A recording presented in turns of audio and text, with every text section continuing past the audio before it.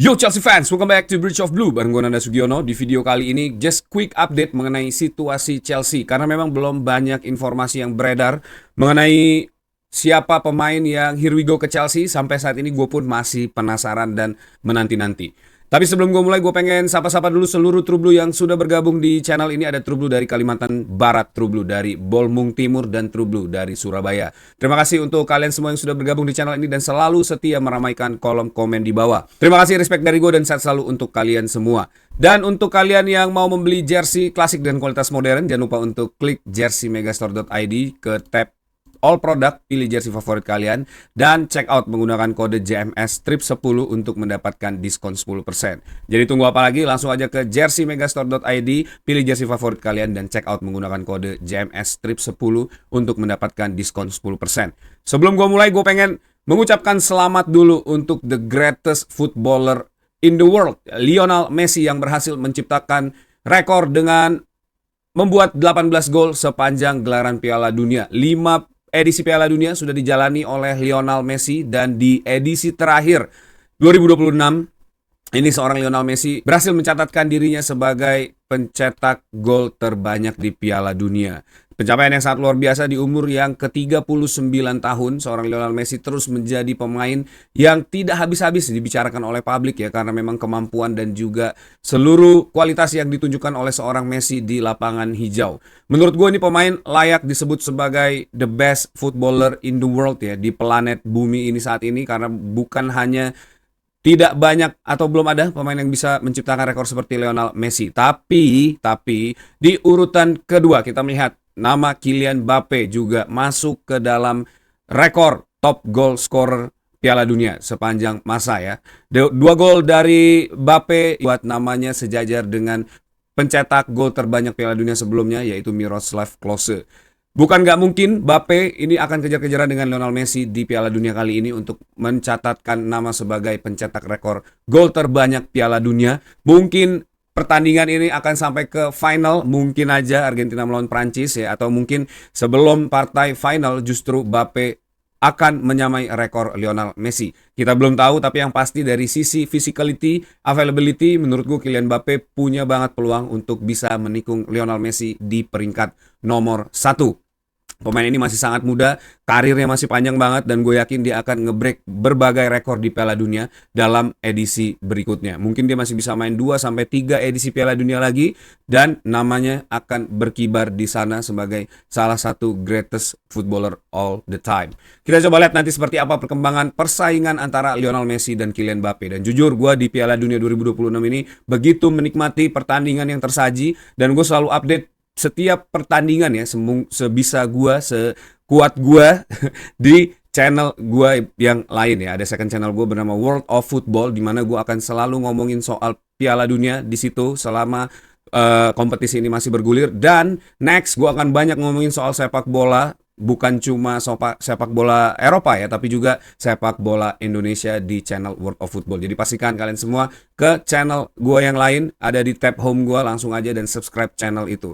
Dan kalian juga bisa kasih hype di video ini supaya makin banyak True Blue yang bergabung di channel ini juga ya. Dan kalian bisa subscribe channel ini juga, bantu gue buat sampai ke 10.000 subscriber. Kita mulai aja, ini drama yang lagi-lagi terjadi ya setelah banyak situasi dilewati oleh seorang Trevoh Chalobah di 2 musim terakhir. Menurut Fabrizio, Trevoh Chalobah kemungkinan besar akan dijual oleh Chelsea ya. Namanya keluar setelah memang Chelsea memiliki beberapa checklist tentang center back baru di musim depan. Checklist ini setelah ditelusuri ya, memang banyak center back Chelsea yang tidak memiliki checklist yang diinginkan oleh manajemen Chelsea di musim depan. Physicality, leadership ya, dan juga mentality. Ini yang tidak dilihat oleh manajemen Chelsea di para pemain center back saat ini di Chelsea. Nah, Trevoh Chalobah diinfokan oleh Fabrizio Romano ini yang masuk juga ke dalam squad yang tidak untouchable ya untuk musim depan. Dan Como katanya tertarik untuk melihat situasi Trevoh Chalobah dan merekrut pemain Inggris ini ke Italia. Trevoh Chalobah sendiri merupakan salah satu produk yang dilahirkan dan besar di Cobham ya. Dan kita tahu 2 musim terakhir ini perjalanan Trevoh Chalobah di Chelsea tidak mudah. Di musim kemarin atau 2 musim lalu ya, ini Trevoh Chalobah bahkan sempat ingin dijual di masa kepemimpinan Enzo Maresca dan akhirnya dipinjamkan ke Crystal Palace, di mana di Crystal Palace ini Trevoh Chalobah tampil dengan sangat baik. Tapi krisis yang terjadi di kubu Chelsea karena banyaknya center back yang cedera ya, ini memaksa Chelsea untuk menarik kembali Trevoh Chalobah. Bahkan dia tidak pernah komplain sama sekali mengenai situasi yang terjadi dengan dirinya. Nah ini gue sebenarnya agak sedikit menyayangkan ya tentang Trevoh Chalobah. Bahkan menurut gue nih pemain harusnya tidak layak untuk berada di situasi yang sudah dilalui oleh Trevoh Chalobah, karena dia di era Thomas Tuchel, di era Frank Lampard ini menjadi salah satu backbone di lini belakang Chelsea sebelum banyak pemain-pemain bintang yang datang ke Chelsea ya, seperti Thiago Silva, Antonio Rudiger, terus banyak nama lain ya. Akhirnya masuk ke dalam skuad Chelsea untuk memperkuat lini belakang Chelsea. Nah ini yang menurut gue harusnya sebagai sebuah identitas klub ya, Chelsea harus bisa menghargai apa yang sudah diberikan oleh Trevoh Chalobah sepanjang karirnya di Chelsea.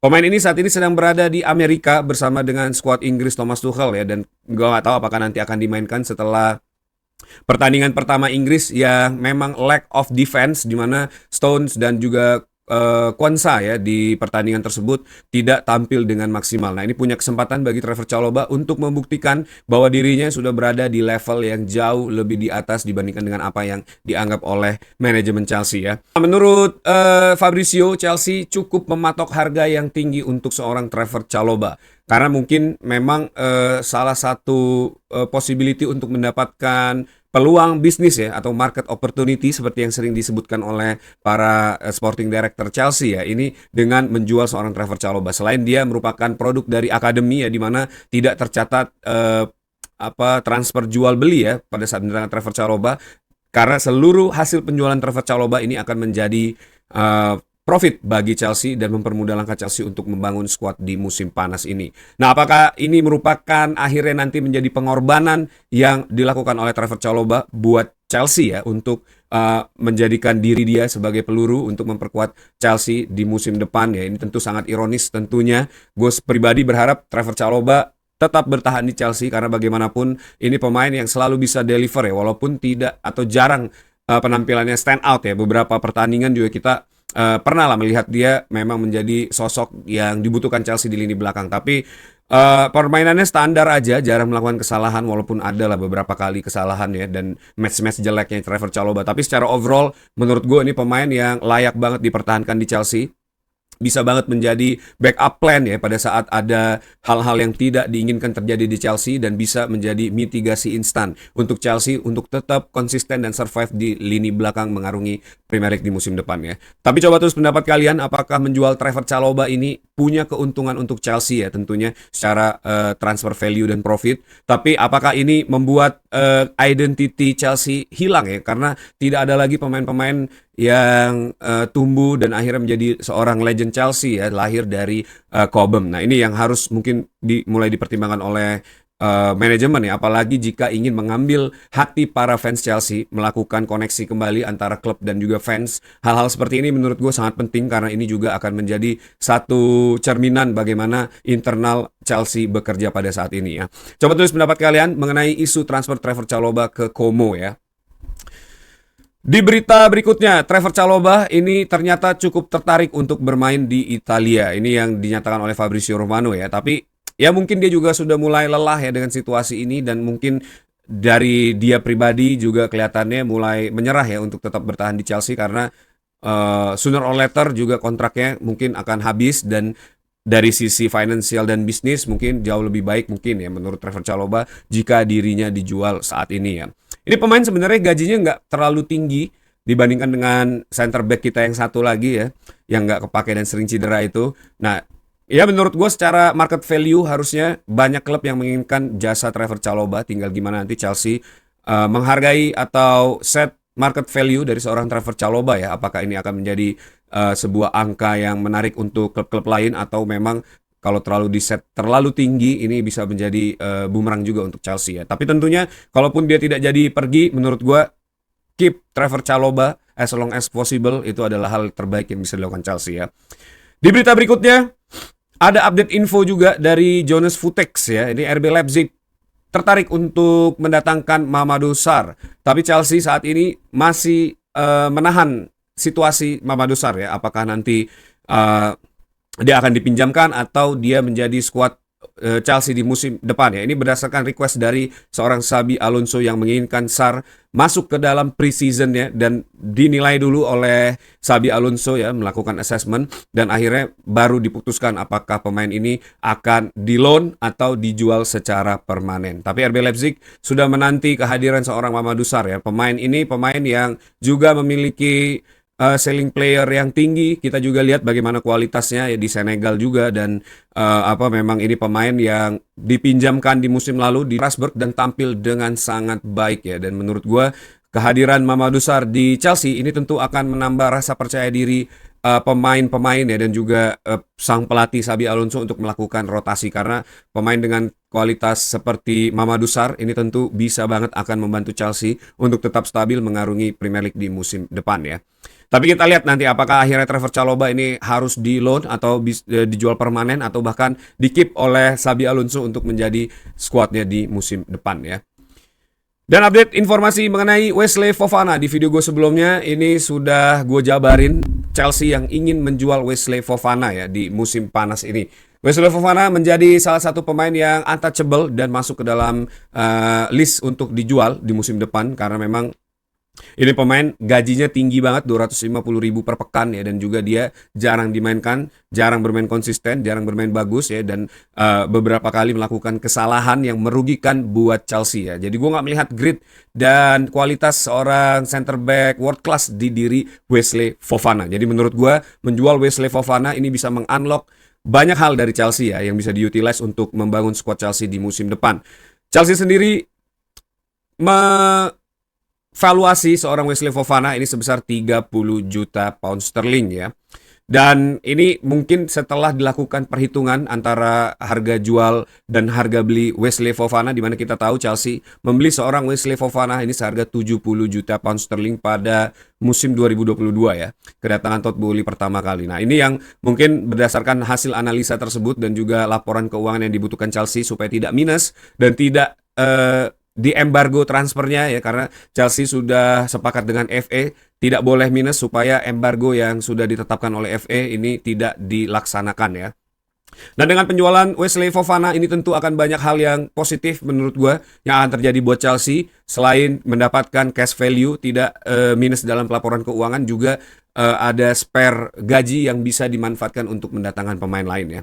Tentu 30 juta pound sterling untuk pemain 27-28 tahun ya, yang punya nama sebenarnya seperti Wesley Fofana. Ini gue rasa cukup menarik untuk tim-tim bukan cuma second tier Premier League ya, tapi juga mungkin tim di Eropa. Kita lihat nanti perkembangannya seperti apa transfer dari Wesley Fofana. Berikutnya update informasi dari Enzo Maresca yang sudah sepakat dengan Manchester City ya. Akhirnya Chelsea dan City ini sepakat untuk berdamai dalam transfer Enzo Maresca ya, karena sepanjang beberapa bulan semenjak Pep Guardiola sudah dipastikan tidak melatih Manchester City di musim depan lagi, nama Enzo Maresca ini sudah santer terdengar akan menjadi the next manager dari Manchester City ya. Tapi belum ada pengumuman resmi dari City karena terhalang situasi di mana City harus membayar kompensasi ke Chelsea untuk memastikan bisa mendapatkan seorang Enzo Maresca. Nah, per kemarin ini menurut Di Marzio ya, Manchester City sudah sepakat untuk membayar 17,2 juta pound sterling atau sekitar 20 juta euro ya kepada Chelsea untuk resmi mendatangkan seorang Enzo Maresca. Ya, walaupun gua agak mixed feeling perpindahan ini ya, tapi dana yang didapatkan oleh Chelsea menurut gue it's a good sign ya, karena Chelsea akhirnya bisa mendapatkan cash value. Tapi dengan aktifnya nilai transfer ini berarti Chelsea tidak perlu membayar kompensasi buat Enzo Maresca ya. Ini hal yang belum diambil Enzo Maresca pada saat meninggalkan Chelsea, dan harusnya Chelsea kalau memang menyatakan memecat seorang Enzo Maresca ini harus membayar kompensasi tersebut. Tapi pinternya Chelsea, sejak awal kepergian Enzo Maresca, Chelsea tidak pernah menyatakan sack atau berpisah atau apapun itu dari Enzo Maresca. Yang Chelsea nyatakan itu hanya langsung pelatih baru aja. Jadi Enzo Maresca ini statusnya sebenarnya masih sebagai pegawai Chelsea ya. Dan itu yang membuat akhirnya Manchester City harus membayar kompensasi ke Chelsea. Ya ini satu langkah bisnis yang menurut gua cukup baik ya. Selain kita mendapatkan pelatih yang bagus saat ini, Xabi Alonso, dan kita mendapatkan eh, kompensasi dari kepergian Enzo Maresca ya. Enzo Maresca sudah membawa 2 piala buat Chelsea dan menurut gua apa yang terjadi dengan Enzo Maresca saat ini ya complicated lah ya. Itu gue nggak bisa menilai black and white karena memang banyak faktor dan banyak hal yang terjadi di kepergian Enzo Maresca dari Chelsea. Tapi coba tulis pendapat kalian, apakah kepergian Enzo Maresca ini semacam blessing in disguise buat Chelsea ya? Karena akhirnya Chelsea bisa mendapatkan pelatih seperti sekali Xabi Alonso yang menurut gua sebagai starting point ini jauh lebih baik dibandingkan Enzo Maresca ya. Semoga aja dengan Xabi Alonso ini bisa mereplikasi kesuksesan yang dibuat oleh Enzo Maresca dan standar kita turun banget ya semenjak eranya Bluco ini di mana Piala Club World Cup dan juga Conference League itu saat ini menjadi salah satu pencapaian yang baik buat Chelsea. Kalau di era Abramovich itu kayaknya ya sudah sewajarnya pelatih untuk mendapatkan apa piala-piala side quest seperti itu ya. Karena aimingnya sebenarnya Premier League dan juga Champions League gitu. Tapi ya it is what it is ya, era sudah berubah. Bluco saat ini sedikit dragging down, nggak sedikit sih, banyak banget menurut gue dragging down quality dan juga ekspektasi dari para fans Chelsea. Karena itu gue mengajak kalian semua untuk tetap buat standar yang tinggi untuk Chelsea ya, karena kita tim ini bukan levelnya Chelsea saat ini, berada di peringkat 10, nggak main Champions League, memperebutkan posisi 4, terus memenangkan Conference League. Itu hal-hal yang nggak pernah terjadi di Chelsea sebelumnya. Jadi gue berharap semoga kita semua sepakat bahwa standar Chelsea itu adalah fight for Premier League dan juga memenangkan Champions League ya. Jadi nggak ada lagi tuh cerita kita harus fight masuk ke posisi nomor 4 dan lain-lain. No, nomor 4 tuh udah the worst season bagi Chelsea ya sebelum-sebelumnya. Kemudian berita berikutnya, ini ada informasi insider dari Humphrey Pato. Sebenarnya gue jarang mengutip nama-nama ini ya, Rich Monkey Mac 22. Kalau gue lihat, dia katanya fans Chelsea dan punya secret atau trust source di internal Chelsea ya. Tapi ya kita coba lihat aja, ini menurut orang-orang ini ya, direction Chelsea ini sudah berubah, behind the scene-nya ya. Paul Winstanley pengen Mamadou Sarr untuk start di musim depan ya, tapi Xabi Alonso mengatakan tidak. Stanley pengen Robert Sanchez untuk keluar dan menggantinya dengan kiper AC Milan McMahon. Tapi Xabi Alonso mengatakan tidak. Xabi Alonso pengen semua pemain ini berlatih dulu ya, seperti yang tadi disebutkan Mamadou Sarr ya, di preseason ini sebelum mengambil final decision untuk para pemain ini. Strasbourg striker Emmanuel Emega yang sudah pasti ditransfer ke Chelsea juga, ini katanya akan mengambil posisi dari Nicolas Jackson ya. Tapi lagi-lagi Xabi Alonso mengatakan tidak, dia pengen kerjasama dulu dengan 2 striker ini, melihat pemain ini secara dekat dan mengeset mungkin intensitas latihannya ya sebelum memutuskan apa yang akan dilakukan kepada Emega dan juga Nicolas Jackson ini ya. Dan itulah yang terjadi saat ini ya, dan itu yang kelihatannya bisa mengubah culture di internal Chelsea, terutama bagaimana seorang manajer dan juga sporting director bekerja sama ya. Nah ini juga yang akan terus dilakukan oleh Xabi Alonso sampai akhirnya dia bisa membuat skuad untuk musim depan di Chelsea. Trevor Chalobah yang kemungkinan besar akan dijual ya, tapi saat ini enggak sama sekali. Ini kata laporan ini ya, manajer ini Xabi Alonso menyatakan kepada klub bahwa dia ingin membuat atau menjadikan Trevor Chalobah ini skuadnya di musim depan ya. Lagi-lagi Xabi Alonso pengen melihat seluruh skuadnya secara full berlatih ya untuk musim depan di preseason ini sebelum mengambil keputusan apa yang akan dilakukan. Nah ini mungkin gue yakin situasinya pasti panas banget secara internal karena mungkin sporting director ini yakin semakin cepat mereka menjual pemain-pemain ini akan semakin mudah ya, karena semakin dekat dengan preseason, semakin dekat dengan transfer window yang mau berakhir, ini tentu kemungkinan menjual pemain ini akan jauh lebih sulit ya, dan juga harganya mungkin akan jauh lebih murah.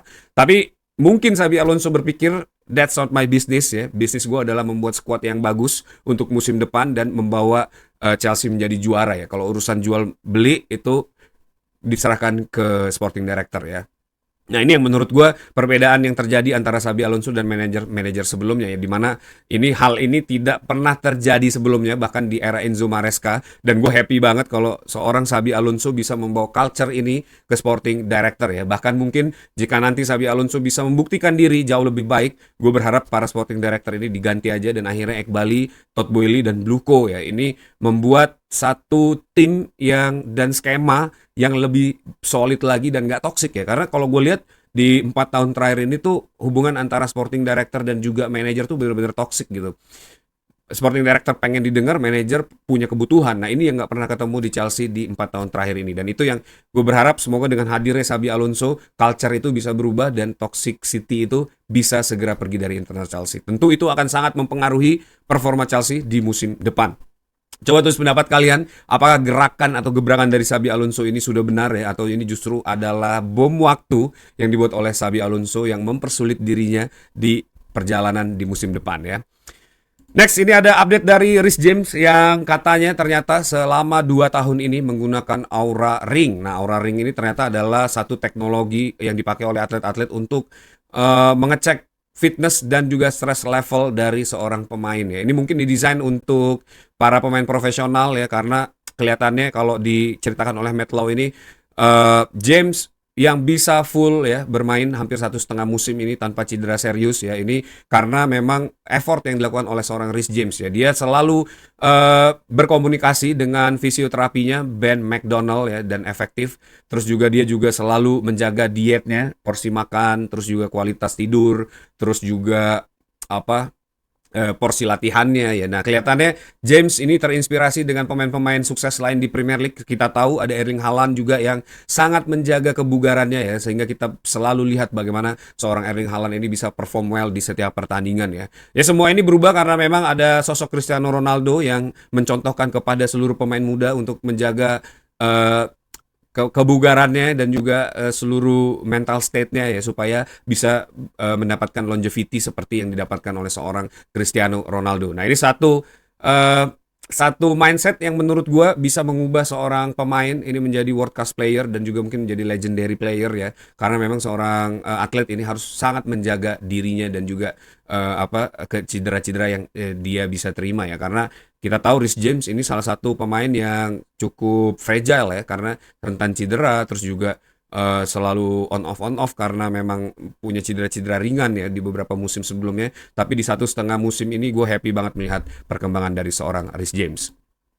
Nah, kemudian update dari tim nasional Inggris ya, Thomas Tuchel ini katanya gue nggak tahu apakah ini Matt Law mengeluarkan dalam narasi akan ada kapten baru di tim nasional Inggris di pagelaran kali ini, gue nggak tahu. Tapi menurut Matt Law ya, Thomas Tuchel ini punya beberapa leader di Inggris ya, tapi hanya Reece James yang saat ini menjabat sebagai seorang kapten dan bermain di tim nasional Inggris dan bermain sebagai outfield player, jadi bukan goalkeeper ya.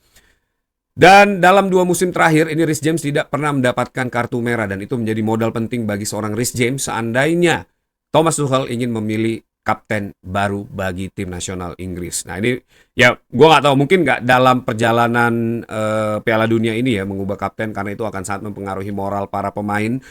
Terutama mungkin akan banyak cerita beredar ya, Thomas Tuchel punya anak kesayangan dan lain-lain, karena kita tahu hubungan antara Thomas Tuchel dan Reece James juga sangat dekat ya, karena pernah dilatih di Chelsea dan memenangkan Champions League juga bersama-sama. Nah, ini tentu akan banyak narasi negatif untuk tim nasional Inggris seandainya hal ini benar-benar terjadi ya. Tapi kalau Reece James jadi kapten tim nasional, gue berharap itu bisa menjadi kenyataan, karena itu akan sangat keren ya. Kita punya 2 kapten tim nasional di Chelsea, ada John Terry dan Reece James ya. Nanti seandainya Reece James benar-benar terpilih menjadi seorang kapten. Bahkan Gary Cahill juga sempat menjadi kapten ya di 2014 kalau nggak salah ya, apa 2012 Euro, gue lupa lah. Pokoknya Gary Cahill juga sempat menjadi kapten tim nasional Inggris.